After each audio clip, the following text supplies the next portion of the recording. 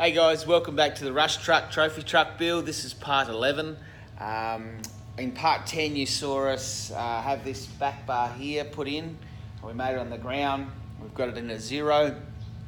So now we've got that straight with the chassis in line there. We're going to put these rear bars in.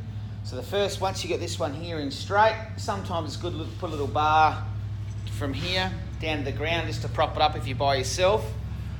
Then you get your spirit level, pop on these bars here first for 90. That one as well. That way. And then that way. Once you've got those bars in, then you can put this one here in.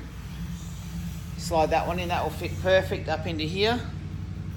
And down there, make sure you have those welds welded up before you put this tube here in.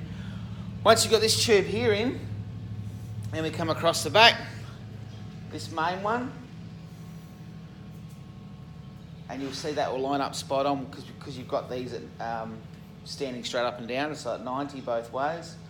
Then these two slide in, and then you can tack him all up. So we've tacked all this up just to make it quicker in the video to show how this back section goes together.